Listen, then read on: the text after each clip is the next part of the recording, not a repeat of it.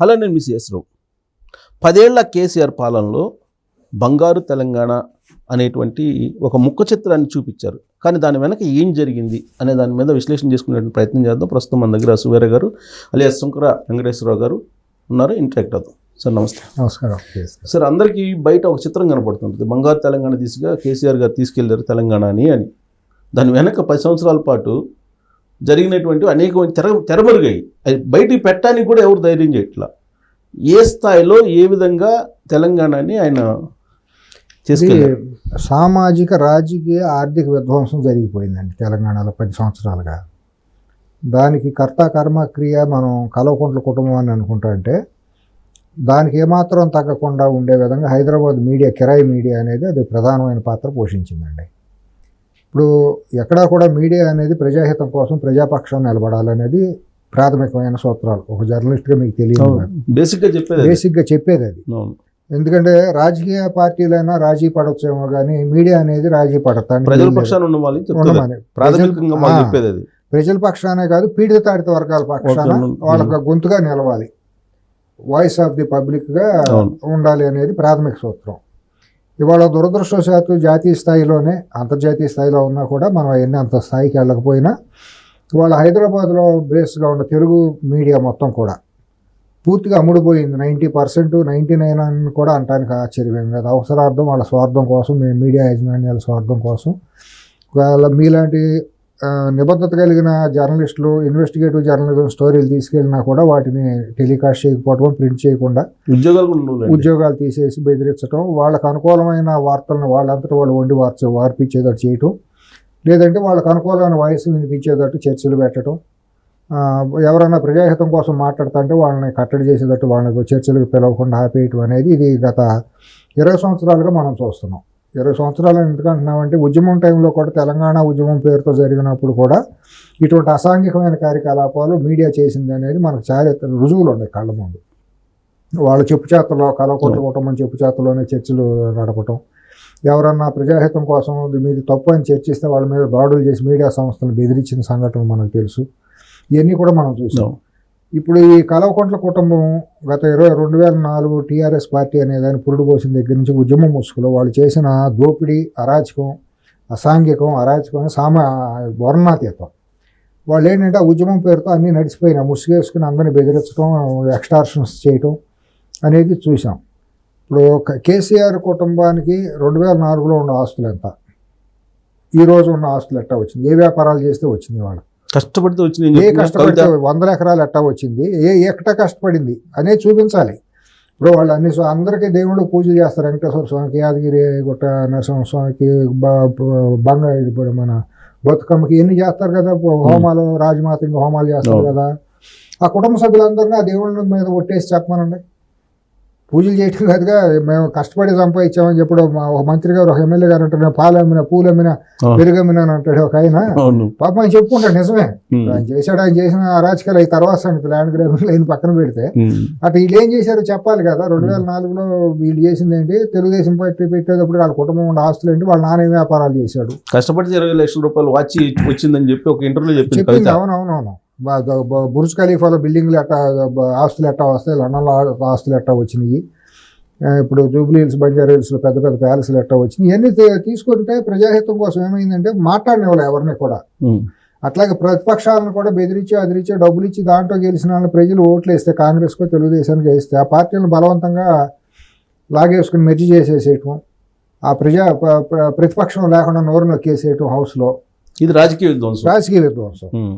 సామాజిక విధ్వంసం అంటే ఏంటంటే పూర్తిగా అసలు అణగారిన బడుగు బలహీన వర్గాలకి ఆర్థిక స్వాతంత్ర, స్వావలంబన, వ్యక్తిత్వ స్వేచ్ఛ ఇవ్వాల్సిన చోట వాళ్ళని బానిసల్లాగా తయారు చేసేసి, వాళ్ళకి విలువ లేకుండా చేసి, అదొక గడీ పాలనగా చేసి, ప్రగతి భవన్ అనే దాన్ని ఒక పెద్ద గడిగా తన సొంత సామ్రాజ్యంగా కట్టేసేసుకుని, ఒక రాష్ట్రానికి చిన్న రాష్ట్రం, ఒక ముఖ్యమంత్రి ఉండటానికి, ఉమ్మడి రాష్ట్రానికి ఇప్పుడు రాజశేఖర రెడ్డి ఉన్నప్పుడు కట్టుకున్నది ముఖ్యమంత్రి కార్యాలయం. అప్పుడు అంత పెద్ద రాష్ట్రానికి ఒక ముఖ్యమంత్రి ఉన్నప్పుడు చిన్న రాష్ట్రం విడిపోయిన తర్వాత అది సరిపోతుంది కదా. నువ్వు నిజంగా కాపలా కుక్కలాగా ఉండేవాడివి, ఆ భవంతులు, ప్యాలెస్లు నీకు అంత అవసరమా అక్కడ? అది ప్లస్ నేను ప్రజల పక్షాన ఉంటాను అన్నాడు. ప్రజలు కనీసం వాడికి తలెత్తి చూడటానికి కూడా వీళ్ళు లేకుండా ఇనప కచ్చడాలు పెట్టేసి 25-30 అడుగుల పైన ఇనప కచ్చడాలు పెట్టేయటం, రోడ్డు సగాన్ని ఆక్రమించేసి చట్ట వ్యతిరేకంగా అన్నింటినీ కూడా దుర్మార్గంగా చేసి ప్రజలు ఎవరు గొంతెత్తినా కూడా అరెస్టులు చేసి అక్రమంగా, రైతులు గిట్టుబాటు ధరలు లేవు, ఎరువులు పురుగు మందులు మనకు దొరకటం లేదంటే వాళ్ళకి బేడీలు వేసి ఊరేగించి ఆ రకంగా విధ్వంసం చేసి ఇసుకని ఆ కుటుంబమే చెరబట్టేసేసి ఆ రాష్ట్రంలో ఉన్న గనులను ఇసుక మొత్తాన్ని. మీరు చెప్పేది ఆర్థిక విధ్వంసం, అది సామాజిక విధ్వంసమే. అది వనరులన్నీ దోసేయటమే కదా పర్యావరణం ఇది చేస్తా. దానికోసం అడిగిన దళితులకి కరెంట్ షాకులు ఇచ్చి వాళ్ళ విపరీతంగా పోలీస్ కేసులు పెట్టి వాళ్ళని ఒక పక్క ఇబ్బంది పెట్టడం. జర్నలిస్టులు ఎవరైనా నిజాయితీ నిబద్ధతగా రాష్ట్రంలో జరుగుతున్న ప్రజా వ్యతిరేకతను కనుక ఎత్తి చూపితే వాళ్ళని నడిబజార్లోనే పోలీసుల ద్వారా కిడ్నాపులు చేయించడం పట్టపగలే, వాళ్ళ మీద అక్రమంగా కేసులు పెట్టి కోర్టుల చుట్టూ తిరపటం, ఇదంతా కూడా రాజ్యాంగ హననం చేయటం. తర్వాత ఇంకో పక్క అందితే చుట్టూ అందకపోతే కాళ్ళు అన్నట్టు ప్రధానమంత్రి మోడీ గారిని అక్కడ ఢిల్లీలో బీజేపీతో వీలైనంత వరకు వీళ్ళు చేసిన అక్రమాల అరాచకాలు కప్పెట్టుకునేంతవరకు కాళ్ళకి బాంచన్ని కాలు మొక్కుతాను అన్నట్టు వాళ్ళు చప్పట్లు కొట్టమంటే చప్పట్లు కొట్టాడు, హారతలు పట్టమంటే హారతలు కొట్టాడు, పళ్ళాలు కొట్టమంటే పళ్ళాలు కొట్టాడు. వాళ్ళని ఎవరిని వ్యతిరేకించి అరెస్ట్ చేసేస్తానని చెప్పి ఇష్టానుసారం ఇది చేశారు. తర్వాత చంద్రబాబు నాయుడు గారు ఇక్కడ ఒక వటవృక్షం లాగా తెలుగు నేల మీద ఆయన ఒక పెద్ద బలమైన నాయకుడిగా ఉంటాడు కాబట్టి ఆయన ఎట్టి పరిస్థితులను హైదరాబాద్ నుంచి పంపించేయాలనే ఒక కుట్రపూరితమైన ఆలోచనతో ఆ ఓటు నోటు అనే ఒక కట్టుకథనాన్ని అల్లారు. అది నిజంగా ఇవాళ కూడా నేను బాగా డంకాబాజా అని చెప్పగలను. అది తప్పు అనేది ఏమాత్రం చంద్రబాబు గారు తప్పే కాదు. ఆయన కొంతమంది కావాలని తప్పుదారి పట్టించారు. కానీ ఆ రోజు కనుక చంద్రబాబు గారు కనుక చాలా నిష్పక్షపాతంగా నిలబడి చూసుకుందామని కనుక కేసు పెట్టుంటే అప్పుడే సంవత్సరంలోనే కేసీఆర్ కుటుంబం ఆ రోజే నామరూపాలు లేకుండా వెళ్ళిపోయాయి. కానీ ఆయన కేసీఆర్ సామాజిక వర్గం కోర్టుగా వ్యవహరించాడు ఆ ఎపిసోడ్. అది కరెక్టే. దాంట్లో వాళ్ళకి అంతర్గతంగా ఉండి ఇద్దరు ఎమ్మెల్యేలు, తెలుగుదేశం పార్టీలో ఉన్న ఇద్దరు ఎమ్మెల్యేలు, ఒక ఎమ్మెల్యే కమ్మ సామాజిక వర్గానికి చెందిన వ్యక్తి, మరో ఎమ్మెల్యే కేసీఆర్ సామాజిక వర్గానికి చెందినటువంటి ఎమ్మెల్యేలు ఇద్దరూ చేరి కోర్టు రాజకీయాలు చేసి ఆ రోజు రేవంత్ రెడ్డి గారు అసలు యాక్చువల్లీ ఆ ఎపిసోడ్లో ఆయన వెళ్ళాల్సిన పని లేదు, వెళ్ళే ఆలోచన కూడా లేదు, కావాలని పిలిపించి పంపించారు. ఇంకోటి దాంట్లో రేవంత్ రెడ్డి గారు డబ్బులు ఇచ్చారు, చంద్రబాబు గారు ఇప్పించారని ప్రచారం చేశారు. కానీ హైదరాబాద్ కిరాయి మీడియా నైతిక చట్టపరంగా చూస్తే డబ్బులు ఇవ్వడం ఎంత తప్పో తీసుకుంటాం కూడా అంతే తప్పు. మరి తీసుకున్న వాడి మీద కేసులు పెట్టారా? వాడు కూడా దోషే కదా. సెబాస్టియన్ మీద కూడా నువ్వు దాంట్లో పెట్టాల్సిందేగా. నువ్వు టాస్క్ ఫోర్స్ వాళ్ళు అంత సడన్గా ఎట్టా వెళ్తారు, నువ్వు ట్రాప్ వేయటం అనేది అనైతికం కదా. సేమ్ ఫామ్ హౌస్ లో కూడా అప్పుడు అంతే కదా నరేంద్ర మోడీ గారిని అదే సార్ సేమ్ అది అప్రఖ్యాతంగా మేము ఏమైనా చేయొచ్చు అని చేస్తే అది బూమరాంగ్ అయింది. బిఎల్ సంతోష్ ఇరికించాలని చూస్తే బూమరాంగ్ అయింది. అదే పరిస్థితి అప్పుడు కనుక చేసి ఉంటే చంద్రబాబు గారు ఆయనకి తప్పుడు సలహాలు ఇచ్చారు. చంద్రబాబు గారిని తప్పుడు సలహాలు ఇచ్చి ఆయన నమ్మినాళ్లే కొంప ముంచారు. ఆయనకి ఎప్పుడు ఆయనకి దురదృష్టం అది. ఆ రోజు నేను మొత్తుకున్నాను, చాలా కొంతమంది ఇంపార్టెంట్ వాళ్ళకి చెప్పా. ఇది మనకి కర్ణాటకలో కేసు ఉంది, టెలిఫోన్ ట్యాపింగ్ కేసు. అవును, బొమ్మాయి కేసు. అది ఇక్కడ వర్తించేది. ఇప్పుడు మన ఇద్దరం మాట్లాడుకుంటాం, వ్యక్తిగతంగా మాట్లాడుకునే మాటల్ని నేను ఉద్దేశపూర్వకంగా కనుక మీ వాయిస్ రికార్డ్ చేసి నేను మూడో మనిషికి ఎవరికైనా వినిపించాను అనుకోండి, అది నేను శిక్షార్హుడిని. ఎందుకంటే మీ వ్యక్తిగత స్వేచ్ఛ రాజ్యాంగం ఇచ్చిన హక్కుల్ని నేను భంగం కలిగించినట్టు. ఎట్లా మన ఇద్దరి మధ్య నుంచి వెళ్ళాలి, ఆ వాయిస్ బయటికి వెళ్ళాలి అంటే మూడో మనిషి దాన్ని వాడి నా దగ్గర ఉందని మీ దగ్గరికి వచ్చినప్పుడు ప్రూవ్ చేయాల్సిన బాధ్యత వాడి మీద ఉంటుంది. వాడిని కనుక పోలీసులు గట్టిగా విచారించినప్పుడు వాడికి ఎట్టా వచ్చిందో సోర్స్ అనేది వాడు చెప్పాలి. అప్పుడు నా దగ్గర నుంచో మీ దగ్గర నుంచో వచ్చిందని వాడు చెబుతాడు. ఈ సోర్స్ ఎట్టా వెళ్ళింది? ఇప్పుడు కేసీఆర్ బెదిరించింది ఆ ఆడియో టేబుల్ చూపించే కదా, టేబుల్ బయటికి ఎట్టా వెళ్ళినాయి? అసలు నువ్వు ఏమీ లేనప్పుడు నువ్వు ముందుగా ఒక కుట్ర ఎట్టా చేస్తావు? అది కాన్స్పిరసీ. ఆడు అమ్ముకున్నాడో వీడు కొన్నాడో అనేది తర్వాత సంగతి. అసలు ఇజ్రాయెల్ నుంచి ఒక ఆపరేటర్స్ తీసుకొచ్చి ఇంటి దగ్గర పెట్టారని కదా అప్పట్లో. ఇక్కడ ఒక 2014-15లో సింగపూర్ నుంచి నల్గొండ జిల్లాకు చెందిన ఒక వెలమ సామాజిక వర్గానికి చెందిన ఒక పోలీసు అధికారి కొడుకు ద్వారా ఇక్కడ ఒక ప్రధానమైన వార్తా ఛానల్ యాజమాని అక్కడ జీహూజర్ అని కాళ్ళబేరానికి వెళ్ళిపోయి ఎటుంటే అటు పొద్దు తిరుగుడు పువ్వులాగా తిరిగే మనిషి అతను ఛానల్ యజమాని. ఆ ఛానల్ ఆఫీస్లోనే దాన్ని తీసుకొచ్చి ఆ సిస్టమ్ను తీసుకొచ్చి పెట్టారు. ఒక్కొక్క సిస్టంలో అంత మునుపు ఎస్ఐబిలో ఈ నక్సలిజం అణిసివేసేదానికి ఫోన్ ట్యాపింగ్లు అనేది చట్టపరంగా జరుగుతూ ఉండేవి. అది బేగంపేటలో ఎస్ఐబి ఆఫీస్ అనేది ఉండేది, special branch anti Naxal squad. అక్కడ మాత్రమే ఉండేది. అది ఒక చట్టపరిధిలో అవన్నీ జరిగాయి, ఫోన్ ట్యాపింగ్లో అవన్నీ కూడా. సిఎస్ చీఫ్ సెక్రటరీ పర్మిషన్ ఉంటాం, డీజీ పర్మిషన్ ఉంటాం, ఇవన్నీ ప్రిన్సిపల్ హోమ్ సెక్రటరీ పర్మిషన్ ఉంటాం, అవన్నీ జరిగాయి. అట్లా కాకుండా కొత్త టెక్నాలజీని సింగపూర్ నుంచి తీసుకొచ్చి ఒక్కొక్క డివైస్లో 100 నుంచి 150 సిమ్ కార్డులు క్లోనింగ్ చేసి ఆ సిమ్ కార్డులు పెట్టేసి ఎంత ఉండొచ్చు. అటువంటి ఇన్స్ట్రుమెంట్లు తీసుకొచ్చి జూబ్లీ హిల్స్లో ఉన్నటువంటి ఒక అసాంఘిక అనైతిక వ్యాపారాల ద్వారా ఛానల్ పెట్టినటువంటి యజమాని అతను స్థావరం కల్పించి అక్కడి నుంచి అప్రతిహతంగా చేసి తన స్టాఫ్ మీద కూడా తను ఇవన్నీ ట్యాపింగ్లు చేశారు అనేది అప్పుడు అందరూ అనుకున్నది. ఆ ఛానల్ యజమాని దగ్గర వాళ్ళ ఇంట్లోనే పెట్టారంటారా? ఆఫీస్లో పెట్టేసి అది జరుగుతా ఉన్న తర్వాత అది ఇంకా విచ్చలవిడి అయిపోయిన తర్వాత ఇక మొత్తం ప్రతి ఒక్కళ్ళ మీద నిఘా పెట్టడం మొదలెట్టారు. ఆ నిఘా పెట్టడం ఎందాక వెళ్ళిందంటే సంపన్న వర్గాల్లో మహిళల ప్రైవసీలో కూడా జొరబడిపోయి వాళ్ళు వాట్సాప్ ట్యాపింగ్లు కూడా చేసి వాళ్ళని బ్లాక్మెయిల్ చేసేసి వేల కోట్ల రూపాయలు ఎక్స్ట్రాక్షన్ చేసుకున్నారు. మెయిన్ సినిమా వాళ్ళని చేసినట్టున్నారు. సినిమా వాళ్ళని, డ్రగ్ పెడ్లర్స్ని, తర్వాత మహిళల్ని, కొంతమంది సంపన్న వర్గాల మహిళల్ని, వ్యాపారుల కుటుంబాల్లో వాళ్ళని వీళ్ళందరినీ చేసేసారు. అట్లాగే మగాళ్ళ దగ్గర కూడా వచ్చేసి వీళ్ళ టెలిఫోన్ ట్యాపింగ్లు చేసి బెదిరించి ఆస్తులు రాంచుకుంటాం, ఇవన్నీ కూడా జరిగినాయి. చాలా జరిగినాయి ఇవన్నీ కూడా. 1-2 ఫోన్ ట్యాప్ చేస్తే తప్పింది అని చెప్పి కేటీఆర్ అన్నాడు కదా, దుర్మార్గంగా తప్పే ఉందని. తప్పని మరి దిగజారిన వాళ్ళకి ఏం తప్పు ఉండదు, చేసిన వాళ్ళకి తప్పే ఉంటుందండి. సంసారం చేసే మహిళలకు ఒక మాట అంటే తప్పు, అయ్యో మన మాట అన్నా కుమిరి బాధపడతారు. అన్ని ఇడిచేసి ఏదో చేయడం బయటకి రోడ్డు ఎక్కిన వాళ్ళకి సిగ్గు ఏముంటుంది, దేనికైనా బరివేగిస్తారు. వాళ్ళకి అధికార మతం బాగా తలకెక్కిపోయింది. సంస్కారం అనేది ఆ కుటుంబానికి లేదు. ఒక మనిషిని ఎట్లా గౌరవించాలనేది తెలియదు. ఎవరిని పడితే వాళ్ళని ఎంత మాట పడితే అంత మాట అనేయటం. చంద్రబాబు గారిని ఎంత మాటలు అన్నారో మీరు, ఎంత హ్యూమిలేట్ చేశారో తెలుసు కదా. అట్లాగే ఆంధ్రాకి సంబంధించిన మహిళలను ఎంత మాటలు అన్నారో మీకు తెలుసు కదా ఉద్యమం పేరుతో. అదేంటి ఉద్యమం అని ద్రోహులు అని చెప్పి ఇష్టానుసారం ఎవరన్నా తప్పు అన్న వాళ్ళ మీద కూడా వెళ్ళిపోయి తెలంగాణ ద్రోహిని ముద్ర వేశారు కదా.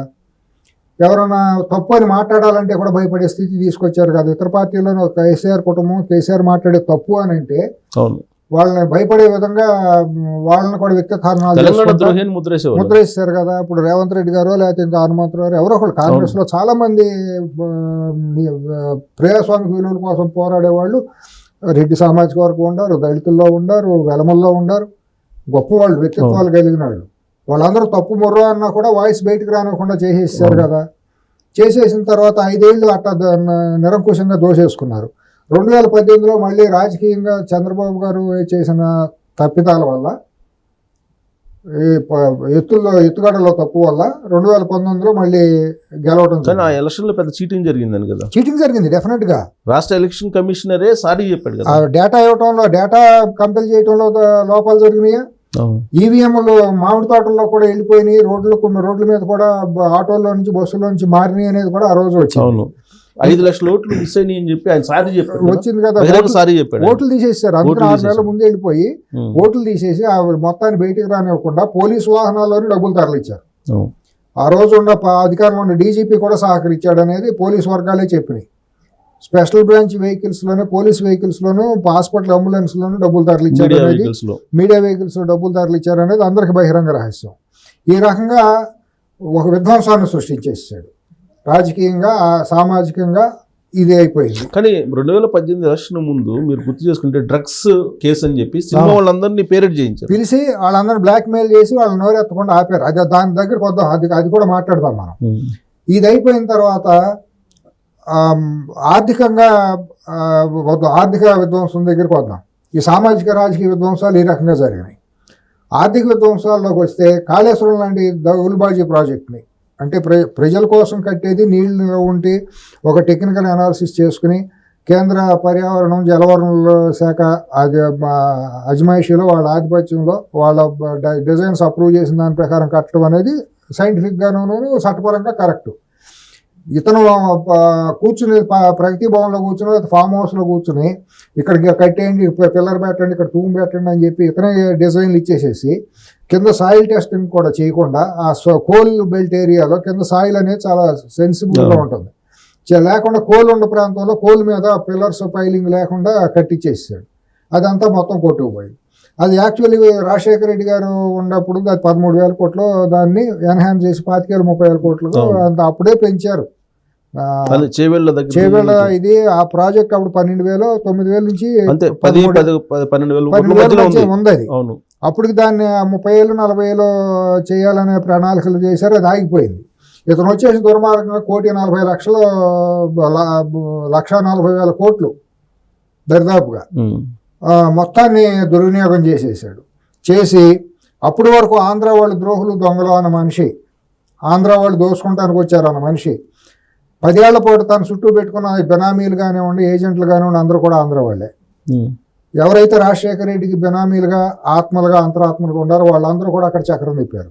మీకు అడిషనల్ ఇంకొక ఇన్ఫర్మేషన్ ఏంటంటే, నేను తిరుపతి దేవస్థానంలో శ్రీనివాస్ గౌడ్ మాట్లాడారు కదా, ఆయన మాట్లాడుతూ కూడా రాష్ట్రం విడిపోయిన తర్వాత అత్యంత లబ్ధి పొందినటువంటి వాళ్ళు తెలంగాణలో ఆంధ్ర వాళ్ళు అని చెప్పి అంటారు. ఏం బీకాడంట మరి, నోట ఏం పెట్టుకున్నాడు మరి? మంత్రిగా ఉన్నప్పుడు బానిసలాగా ఎందుకు మారాడు? అక్కడ బానిసలాగా కట్టు బానిసలాగా పనిచేశాడు కదా. తెలంగాణ ఆత్మగౌరవం దెబ్బకొట్టావు కదా నువ్వు, బీసీల ఆత్మగౌరవం నువ్వు దెబ్బకొట్టావు కదా. నువ్వు ఆ రోజు నోట ఏం పెట్టుకున్నావు, ఎందుకు మాట్లాడలేదు?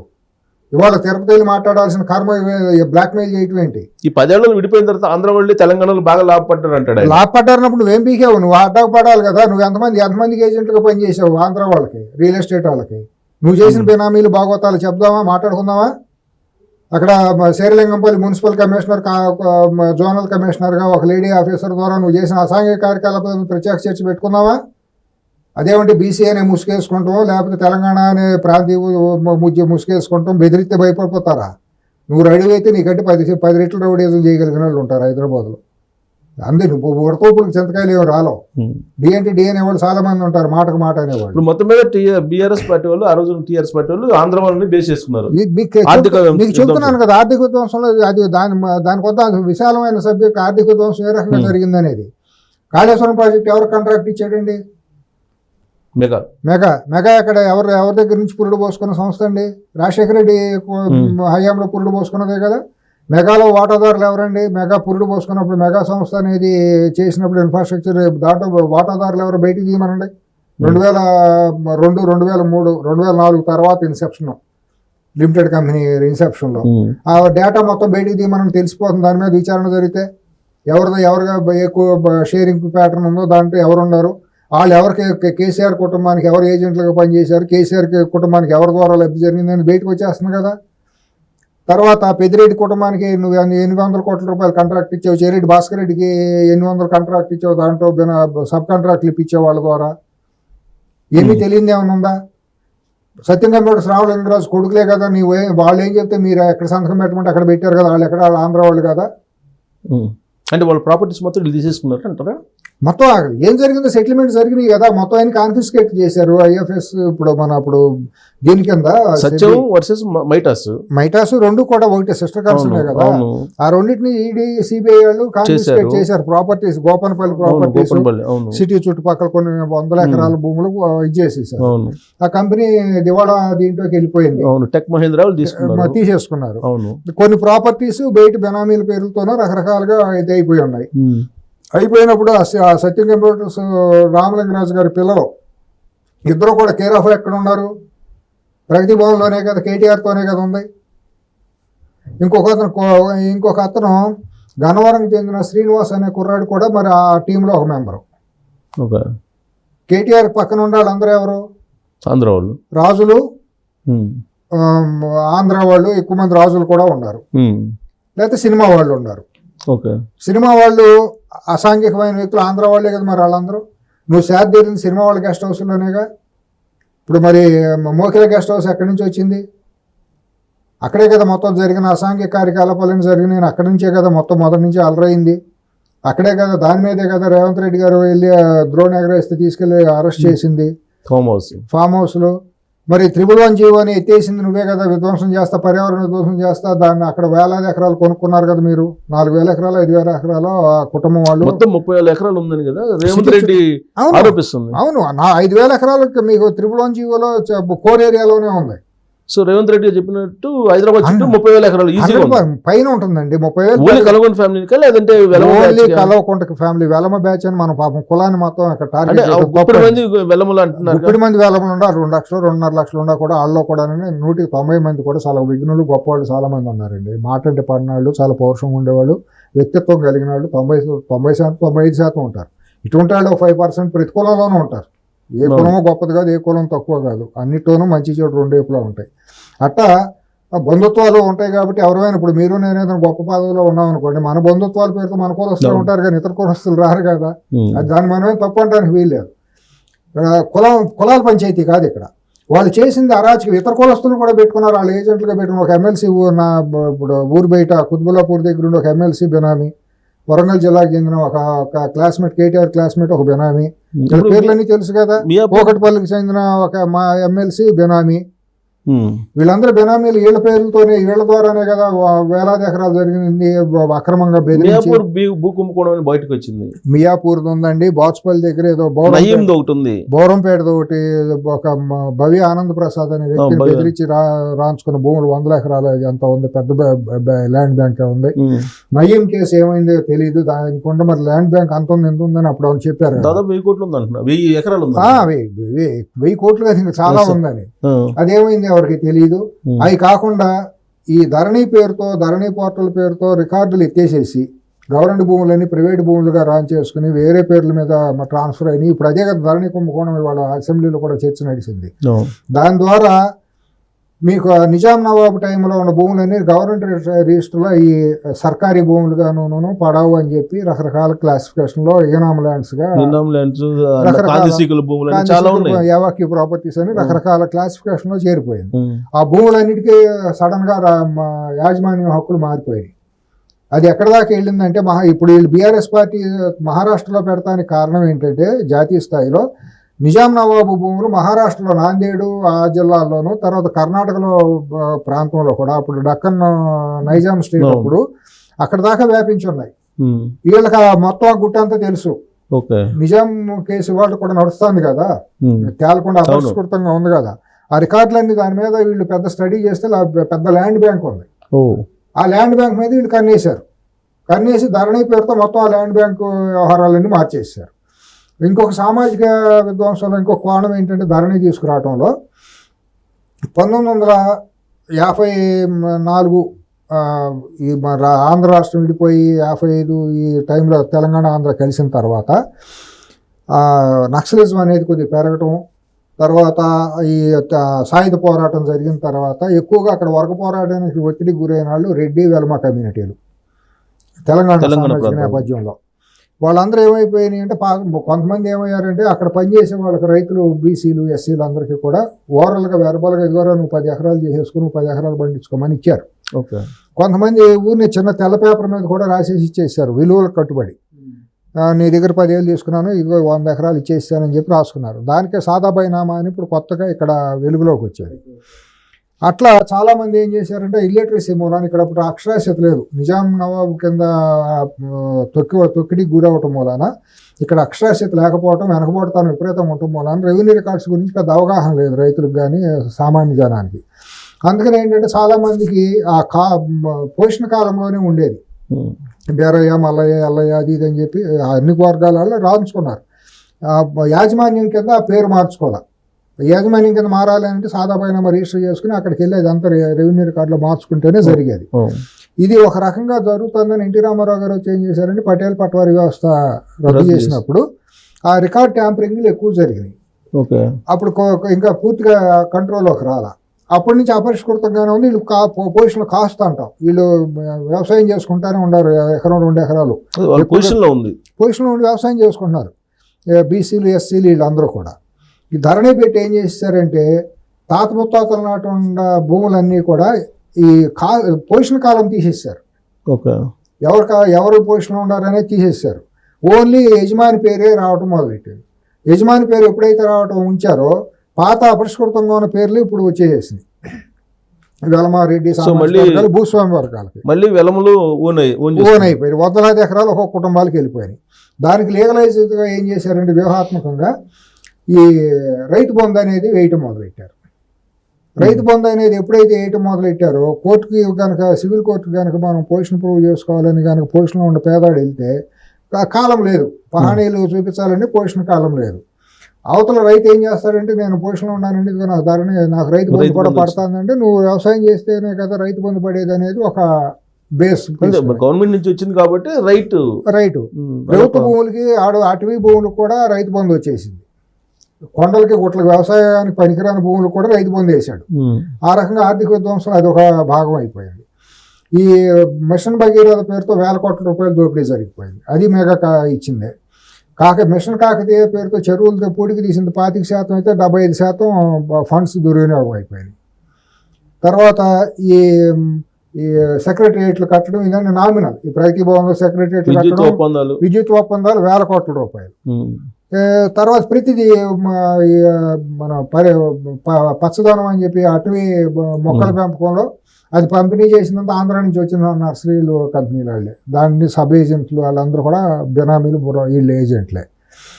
దీని తర్వాత మరో పెద్ద విధ్వంసం ఏంటంటే హైదరాబాద్కు జరిగిన విధ్వంసం. హైదరాబాద్లో చట్ట వ్యతిరేకంగా కట్టడాలకు అనుమతులు ఇచ్చారండి. దాంట్లో 10% నుంచి ఇంకా విపరీతంగా 25-30% కూడా వివాదాస్పద భూముల్లో 30% కూడా తీసుకున్నారు. టాప్ 20 కంపెనీలు అన్నింటిలో షేర్ ఉందంటారు. ప్రతి దాంట్లోనూ షేర్ ఉంది, అన్ని రంగాల్లో. 9 రియల్ ఎస్టేట్ కంపెనీల్లో వీళ్ళ కుటుంబానికి ప్రత్యక్షంగా పార్ట్నర్షిప్ ఉంది, బినామీలుగానే వాళ్ళు వ్యవహరించారు. 9 ప్రధానమైన అగ్ర టాప్ 10 25-30 అంటే ఉంటాయి, ఉండకుండా ఉండవు. ఎక్కడెక్కడ బెంగళూరులో టాప్ 20లో ఉంటాయి. ఇప్పుడు ఎడ్యుకేషన్ అంటే రంగాల వైజ్ ఎడ్యుకేషన్ మొత్తం 2 ప్రధానమైన కార్పొరేట్ కళాశాలల్లో వాళ్ళు ఎప్పుడో చొరబడిపోయారండి, బెదిరించేసి దాంట్లో వాటాలు తీసేసుకున్నారు. హెల్త్లో కార్పొరేట్ హాస్పిటల్లో 3 కార్పొరేట్ హాస్పిటల్ వాళ్ళ పెట్టోనే ఉన్నాయండి. ఇవన్నీ పార్కింగ్ లాట్లు, వీళ్ళ నల్లదానాన్ని పార్కింగ్ లాట్లు. ఒక ప్రధానమైన కార్పొరేట్ హాస్పిటల్ నుంచే డబ్బు మేము తరలిచ్చామని చెప్పి దాంట్లో రాధాకృష్ణరావు కన్ఫెషన్ స్టేట్మెంట్ ఇచ్చాడు. ఒక హాస్పిటల్ పేరు కూడా మెన్షన్ చేశారు, ఫోన్ ట్యాపింగ్. ఇది కాకుండా చాలా హాస్పిటల్లో వాళ్ళ మనుగడ కోసం ఏం చేశారంటే సరేనని చెప్పి ప్రభుత్వం చేతిలో మనం ఏం చేస్తారు వాళ్ళు కూడా ఇదే కాబట్టి ఇది చేశారు. ఇక్కడ అనైతికమైన వైద్యం జరిగిందండి హైదరాబాద్ కార్పొరేట్ హాస్పిటల్లో, దోపిడీ జరిగిందండి. కరోనా టైంలో అసలు కంప్లీట్ కొలాప్స్ అయిందండి. ఆరోగ్యశ్రీ పేరుతో వీటితో జరిగినవి కూడా అసాంఘికమైన ఫార్మా కంపెనీలు అయితే సరే. ఇప్పుడు ఫార్మా కంపెనీలు వాళ్ళే కదా ఇప్పుడు కొంతమంది బినామీలు. మీరు మాదాపూర్లో శిల్పారామం ఎదురుగా ఉన్న భూమి అంతా కూడా ఫార్మా కంపెనీ వాళ్ళకు పెట్టేస్తారు, బలవంతంగా పోలీస్ ఫోర్స్ అదంతా చేసేస్తారు. కొన్ని భూములు అయితే వీళ్ళు డైరెక్ట్గా వాటాలు తీసుకుని అసలు లేఅవుట్ సర్వేలు లేకుండా మీ భూములు నా భూములు కూడా లేఅవుట్లు పర్మిషన్ ఇచ్చారు. ఒక కంపెనీ ఒప్పందాలు లేవు, అమ్మకాలు కొనుగోలు లేవు. పోలీసులను అడ్డం పెట్టేసి డైరెక్ట్గా రైతులు కనుక వెళ్ళి భూముల్లోకి వెళ్తే వాళ్ళ మీద SC/ST కేసులు పెట్టి వాళ్ళ భూములన్నీ లాగేసుకుని వాళ్ళ భూముల్లో లేఅవుట్లు వేసి ఇళ్ళు కట్టేసి అమ్మేసేసారు. వాళ్ళు ఎన్ని సంవత్సరాలు ఎన్ని తరాలు పడాలి వాళ్ళ భూములు చేతిలోకి రావాలంటే వాళ్ళు ఉన్న కోర్టుల పరిస్థితుల్లో. ఇటువంటి కొన్ని వందలు ఉండేవి పక్కల. ఇప్పుడు హైదరాబాద్ చుట్టుపక్కల శాటిలైట్ టౌన్షిప్ వేస్తానని అదొకటి చేశారంట కదా. చంద్రబాబు నాయుడు గారు అమరావతిలో స్వచ్ఛందంగా రైతుల దగ్గర తీసుకున్నట్టు నేను కూడా తీసుకుంటానని చెప్పి చాలా చేశాడంట. ల్యాండ్ పూలింగ్ దాకా వెళ్ళలేదంటే అసలు వీళ్ళకి అపరిమితమైన ల్యాండ్ బ్యాంక్ వచ్చి ఏర్పడిపోయింది. హైదరాబాద్ చుట్టుపక్కల చాలా కంపెనీలు, బెనామీ కంపెనీలు, మూతపడిపోయిన కంపెనీలు, ప్లాంటేషన్ పేరుతో పాత రోజుల్లో జనాలను మోసం చేసిన కంపెనీల పేరుతో కొన్ని వేలాది ఎకరాలు చుట్టుపక్కల ఉండిపోయినాయండి. అవన్నీ కూడా వీళ్ళు ఆక్రమించేస్తారు, వీళ్ళ బెనామీల పేర్లతో బెదిరించేసి అటన్నిటికీ పట్టాలు మార్పిచ్చేసేసుకున్నారండి. తర్వాత మీరు కోకాపేట, నార్సింగ్ ఇటువంటి కోర్ ఏరియాలో IT సెక్టార్ ఉండే ఏరియాల్లో ఏమాత్రం కూడా డ్రైనేజ్ వ్యవస్థ లేకపోతే ట్రాఫిక్ వ్యవస్థను కనీసం దృష్టిలో పెట్టుకోకుండా ఇష్టానుసారం హై రైజ్ పర్మిషన్లు ఇచ్చారండి. అక్కడ ఇవ్వడానికి అవసరం లేదండి అసలు. ఇవాళ ఉన్న పరిస్థితుల్లో మీకు చిన్నపాటి వర్షం వస్తేనే మొత్తం అదంతా కొలాప్స్ అయిపోతుంది, కార్లు అన్నీ కొట్టుకుపోవటం, అసలు బయటికి రాలేని పరిస్థితి ఉందండి. ఈ 10 సంవత్సరాలు కావాలని ఉద్దేశపూర్వకంగానే అక్రమంగా బిల్డింగులన్నిటికీ చెరువులు పూర్తి చేసుకున్నట్టుకి అన్నిటికీ కూడా విచ్చలవిడిదారంగా విశృంఖలంగా బిల్డింగుల పర్మిషన్లు ఇచ్చేసారు, లేఅవుట్లు ఇచ్చేసారు. మీ పటాన్ చెరువు, ఈ కోకట్పల్లి, మియాపూరు, ఈ ప్రాంతాలు మొత్తం అన్ని మేడ్చల్లు, అన్ని ప్రాంతాల్లో చుట్టుపక్కల ఎక్కడ చూసినా సరే చెరువుల్లోనే కట్టేసారు. కట్టిన వాళ్ళందరూ BRS ముసుగేసుకున్న నాయకులు, కార్యకర్తలే. వీళ్ళందరికీ ఏంటంటే అక్రమంగా సంపాదించుకోవాలని తపన ఉన్న వాళ్ళందరికీ, అనైతికంగా అడ్డదారులు డబ్బులు సంపాదించుకునే వాళ్ళకి అందరికీ కూడా BRS అనేది ఒక షెల్టర్ జోన్ అయిపోయింది. వాళ్ళు పార్టీని బలహీనమైన పార్టీ, పునాదులు లేని పార్టీని బలపెట్టుకోవడానికి అసాంఘిక శక్తులు అన్నింటినీ తీసుకొచ్చి అది ఒక లంపెన్ గ్యాంగుల ముఠాగా ఆ పార్టీని తయారు చేశారు. అంటే మీరు చెప్పిన దాని ప్రకారం అన్ని రంగాలను క్యాప్చర్ చేసుకుంటూ వచ్చారు. పూర్తిగా ఐటీ రంగాన్ని కూడా క్యాప్చర్ చేసినట్టుగా అది కూడా వస్తా. ఐటీ రంగంలో ఈ కుటుంబంలో ఒక వ్యక్తి తీసుకున్నాడు. బిల్డింగ్లో ఒక వ్యక్తి తీసుకుంటే, సారా ఒకళ్ళు తీసుకుంటే, ఒక వ్యక్తి ఏం చేశాడంటే, ఇప్పుడు మీరు ఏమైనా ఐటీ కంపెనీలో పెట్టాలనుకోండి, ఒక బిల్డింగ్ మీరు లీజుకి తీసుకోవాలి. మీరు బయట నుంచి వచ్చారు, మీ సొంత బిల్డింగ్ కావాలి. సొంత బిల్డింగ్ అయితేనేమో బామ్మర్దికి షేర్ ఇవ్వాలి, పర్మిషన్ కావాలంటే. అది తీసుకోవాలంటే బావకు షేర్ ఇవ్వాలి. 6 నెలలు రెంటు రౌడీ మామూలుగా ఇచ్చేయాలి. నెలకు 1 కోటి రూపాయలు రెంట్ అనుకోండి, ఈజీ కోటి ఉంటుంది కదా. 6 కోట్ల రూపాయలు అక్కడ డిపాజిట్ చేస్తేనే సబ్ రిజిస్టర్ ఆఫీస్లో అగ్రిమెంట్ రిజిస్టర్ అవుతుంది. ఇదొక ఇది. ఇక ఈ రకంగా మీరు ఒకటి అది ఇది అని కాదు, పంచిపోతాలన్నింటినీ కబందాస్తాలు. మీరు కార్పొరేట్ కంపెనీల్లో కూడా వాటా ఉందంటారా? ఐటీలో కార్పొరేట్ కంపెనీలు అంటే ఇప్పుడు ఈ క్యాటరింగ్ ఉంది కదా, క్యాంటీన్లో భోజనాలు అవి పెట్టేది, మొత్తం వాళ్ళ చేతిలోకి వెళ్ళిపోయింది. అప్పుడు మహబూబ్ నగర్ చెందిన ఒక వ్యక్తి దుబాయ్ నుంచి వచ్చి ఇక్కడ హోటల్ పెట్టుకుంటే రోడ్ నెంబర్ 36లో, అది వీళ్ళ సెటిల్మెంట్లకు అడ్డాగా మారింది. అక్కడ కూర్చుని సెటిల్మెంట్లు జరిగాయి. వాళ్ళు కొన్ని ఐటీ కంపెనీలకి ఫుడ్ అదంతా, ఇన్ఫోసిస్ లేకపోతే ఇటువంటి కంపెనీలకి ఫుడ్ మధ్యాహ్నం క్యాంటీన్లన్నీ కాంట్రాక్ట్ ఉండేది.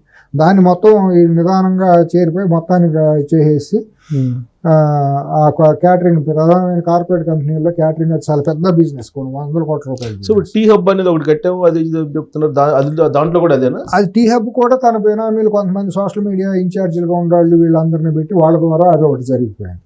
ఏదైనా విదేశీ కంపెనీల నుంచి ఇక్కడికి వచ్చి పెట్టుబడి పెట్టాలి లేదా కంపెనీ పెట్టాలని అంటే, మీరు లండన్లోనూ అమెరికాలో నుండి నేను వచ్చి పెడతాను, నాకు మంచి ప్రాజెక్టు ఉంది, స్టార్టప్ ఉంది, నాకు 10 ఎకరాలు కావాలంటే నీకు 100 ఎకరాలు 50 ఎకరాలు ఇస్తాం. 10 ఎకరాలు నీ పేరు పెట్టుకుని 40 ఎకరాలు మేము చెప్పినట్టు మా పేరుతో ట్రాన్స్ఫర్ చేయి, మీకు ఈ రేటుతో మీ పేరుతో ఇచ్చేస్తాం, నీ పేరు నుంచి మా పేరుకు ట్రాన్స్ఫర్ చేయి.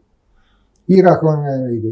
లేదంటే ఇతర కంపెనీలు వచ్చినప్పుడు మాకు ఎంత ఇస్తారని చెప్పడం, మీకు కావాల్సిన ల్యాండ్ ఇస్తాం. అందుకు వాళ్ళకు కూడా అవసరం కాదు. ఇక్కడ మ్యాన్ పవర్ సబ్స్టాన్షియల్గా చాలా బలంగా ఉంది కాబట్టి బెంగళూరుతో పోలిస్తేనేమో ఇక్కడ కొద్దిగా అన్ని విధాలు బాగుంది, అక్కడేమో కంజెస్ట్ అయిపోయింది. కాబట్టి ఇక్కడ కొంతమంది రావడానికి ఇంట్రెస్ట్ చూపించారు. అప్పుడు దాకా చంద్రబాబు దుర్మార్గుడు, చంద్రబాబు మా హైదరాబాద్ నాశనం చేశాడు, తెలంగాణ నాశనం చేసిన అన్నాడల్లా, ఇక్కడ హైదరాబాద్లో మళ్ళీ ఐటీ కంపెనీలు రావాలని చంద్రబాబు దేవుడని పోవడాల్సిన మళ్ళీ పోగొట్టాం అదే స్టేజ్ మీద. ఇప్పుడు టీకాలు తయారు చేసే కంపెనీల్లో డబ్బులు దోసుకోవాలంటే చంద్రబాబు పెట్టమూలని ఇది వచ్చిందని చెప్పి వాళ్ళ దగ్గర నుంచి ఇది ఒకటి కాదండి, ఒక విధ్వంసం కాదు. ఆ రకంగా మొత్తాన్ని వాళ్ళ నిజాం నవాబ్ కూడా చేయలేనంత దారుణమైన విధ్వంసాన్ని. ట్రాన్స్పోర్ట్ కూడా వాళ్ళే క్యాప్చర్ చేశారంటారు. ట్రాన్స్పోర్ట్ ఏముందిలేండి, ఇప్పుడు మెట్రో ఉంది.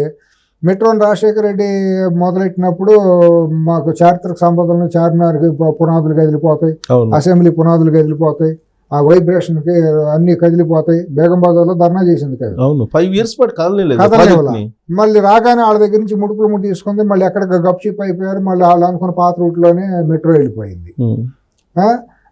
ఒకటి కాదండి, రోడ్ ట్రాన్స్పోర్ట్ లో కూడా బస్సులు, ప్రైవేట్ బస్సులకు సంబంధించిన అంటే బ్లాక్ అండ్ వైట్ చేసుకోవడానికి ఏదో ఎలక్ట్రిక్ బస్సులు ఒకటి కొత్తగా టెక్నాలజీ ఒకటి వచ్చిందండి ఈ మధ్య. మెగా వాళ్ళు అది తీసుకుని ఇంపోర్ట్ చేసుకోవాలని, మెగాలు వీళ్ళు కూడా డైరెక్ట్గా పార్ట్నర్షిప్లు అన్ని విధాల్లో ఉన్నాయి అనేది. తర్వాత వీళ్ళు ప్రైవేట్ మెడికల్ కాలేజీలను కూడా చెరబట్టేసి తీసుకునే పరిస్థితి వచ్చింది. ఆంధ్రాలో ఉన్న ప్రముఖ మెడికల్ కాలేజీని కూడా వాళ్ళు తీసుకుంటే అది జరగల. ట్రస్ట్ ఎన్ఆర్ఐ మెడికల్ హాస్పిటల్ అది వేరే కంపెనీ పేరుతో బుక్ క్లోజర్ చేసుకోవాలని. తర్వాత కొన్ని సోలార్ పవర్ కంపెనీలు, ఆంధ్రాలో పెద్ద పెద్ద పెట్టుబడులు ఉన్న కంపెనీలు అన్నిటికీ హైదరాబాద్ ఆఫీసులు ఉంటే వాటిల్లో వాటాలు. మీరు చెప్పే లెక్కలో ఐటీలో వస్తాయి. ఐటీలో ఇప్పుడు మన హైటెక్ సిటీలో గేట్వే పెరల్ ఉంది కదా, అది వీళ్ళ చేతుల్లో ఉంది. హైత్ హోటల్ వీళ్ళ చేతుల్లో ఉంది. హైత్లో అనేది వీళ్ళ ఉప్పిట ఉంది అనేది ఒక ఇది ఉంది. ఇవన్నీ కూడా బెనామీలు లేకపోతే రకరకాల సూట్ కేస్ కంపెనీల పేర్లతో విశృంఖలంగా జరిగిందండి.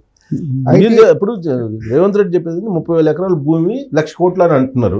మీరు చెప్పే లెక్కలో అసలు అది ఇంకా ఎక్కువ చాలా ఉంటుందండి. మీకు ఇప్పుడు హైటెక్ సిటీలోనే మీకు గేట్వే పెరల్ అనే దాని రికార్డులు తీయండి. హైత్ ఇప్పుడు అట్లాగే హైత్ హోటల్ 2 చైన్లు ఉన్నాయి. హైత్ చైన్లో 2 హోటల్స్ ఉన్నాయి.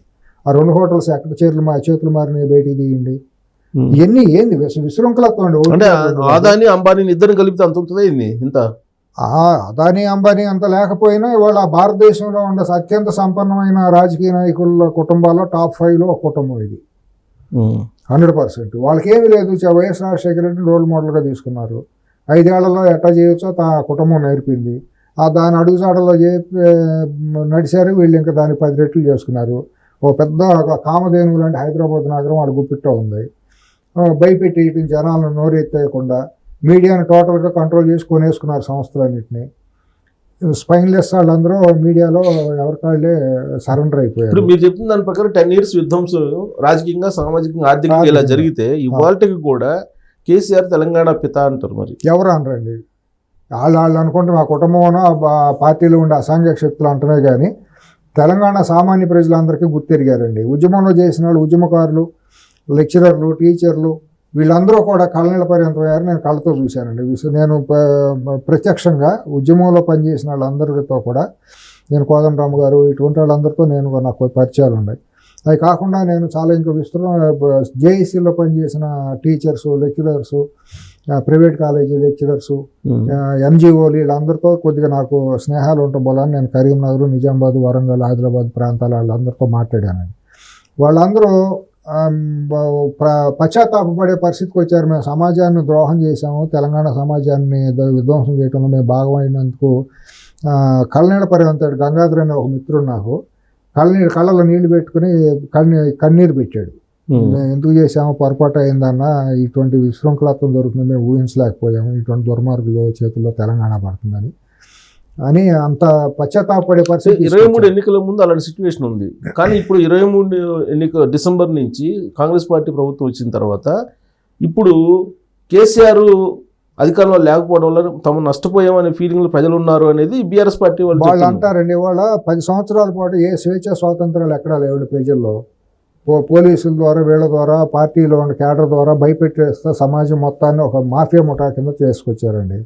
ఇవాళ ఎప్పుడైతే కాంగ్రెస్ పార్టీ అధికారంలోకి వచ్చిందో అప్పుడు తెలంగాణ సమాజం స్వేచ్ఛావాయులు పీల్చుకుంటాం మొదలెట్టిందండి గుండెల నిండా. పూర్తిగా యువత జీవితాలన్నీ నాశనం అయిపోయినాయండి. వాళ్ళందరికీ ఒక ప్రాంతీయ తత్వాన్ని మొత్తెక్కిచ్చేసారండి కుటుంబం వాళ్ళు. అన్నిటికీ జెండా తెలిసిమాత అని అన్నట్టు, అన్ని జబ్బులకి నివారణ జెండా తెలిసిమాత అన్నట్టు ప్రాంతీయ తత్వాన్ని ఆంధ్రోడు అనేవాడు దొంగ అని చెప్పి ఆంధ్ర అనే ఒక భూతాన్ని సృష్టించి ఈ రకంగా నాశనం చేసుకుంటూ వచ్చారండి. యువత జీవితాలన్నీ 10 ఏళ్ళ పాటు నాశనం అయిపోయినాయి. ఏజ్ బార్ అయిపోయిందండి. ఎక్కడ ఉద్యోగాలు లేవండి. ఆర్థిక వ్యవస్థ మేడిపండులాగా చేసి పెట్టేసి మొత్తం అప్పుల కుప్పలాగా చేసి పెట్టారండి. మొన్న రేవంత్ రెడ్డి గారు వచ్చిన తర్వాత మొత్తం ఆర్థిక దీని మీద శ్వేతపత్రం రిలీజ్ చేస్తే వాళ్ళ కళ్ళు నివ్వెరబోయే పరిస్థితి వాళ్ళకి.